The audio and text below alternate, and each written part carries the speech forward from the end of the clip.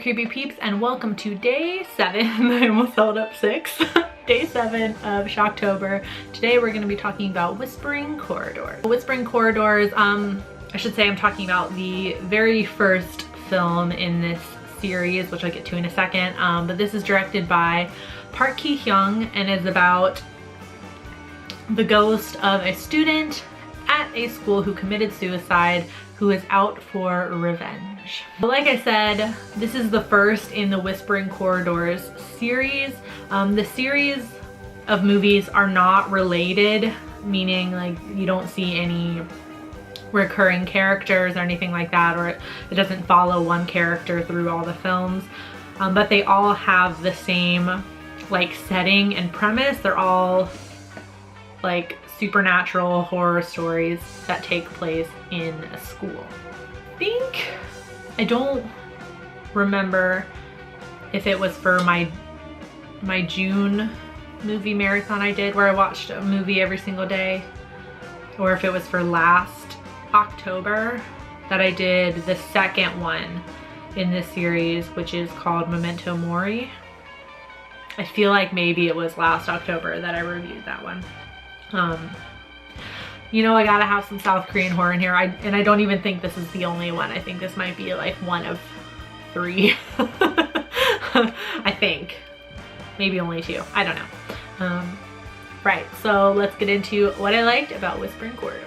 So as this is an Asian horror film, it particularly focuses on ghosts. I feel like that's almost always the main focus of any Asian horror movies, although South Korea is the only Asian country that I've actually seen films from that I've seen horror movies that don't have anything to do with ghosts, and I really do enjoy that. But I still like Whispering Corridors, don't get me wrong. But there are a lot of very classic kind of shots of the student ghost, like particularly when you're looking at her like down a hallway. So, you know, the character slash camera will be in the middle of the hallway and they turn and look down the end of the hallway, and she's like standing there like kind of down like this, and her hair's kind of clouding her face a little bit, which I can't because I have bobby pins, sorry, but you know what I'm talking about, that look. But any scene that's in a hallway I feel like has the most effective scares and the coolest shots, I think. There's one scene in particular where the ghost, Junji, they use, it's almost like, it almost looks like, you know how like the little flip books where you like, it's just like individual pictures, but when you flip it, they move. It almost looks like that, or she gets like closer and closer to the camera, but it's like flip book style almost. I know I'm a film studies student and I don't know if there is a technical term for that, but it was really effective, and I almost peed myself in the movie when that happened. Like the other movies in the series, like I said, they all take place in schools, and kind of the theme, the deeper theme, I guess I'd say, of Whispering Corridors is the very harsh school system that Korea has. Like a lot of other Asian countries, there is a lot of pressure put on the young people of those countries to do well in school and to be the top student and to get into the best school you can and get a good job so you can have a nice house and things like that. So with the Whispering Corridor series deals a lot with like the pressures put on students. So often you'll find there are students that have committed suicide in the movies. This movie is no exception. It deals with that as well. And in particular, it kind of focuses on the harshness of the teachers towards the students as well. The teacher, Mr. O, that the girls have as their homeroom teacher, is extremely harsh on a couple occasions in the movie. He smacks a girl across, like he'll smack a girl across the room for acting out or something like that, and you know, talks very harshly to them about doing well. And you know, he said at one point like not to even greet him until they raise their their class rank, like until they improve their overall grades. So it deals with that, and it Mr. O in particular, he's a shitty character. I do like that it also kind of points out his impropriety towards the students, because the school is an all-girls school, and there's a few times where the number one student in the school, he touches her very inappropriately a lot of times, and usually in front of people too, in the class.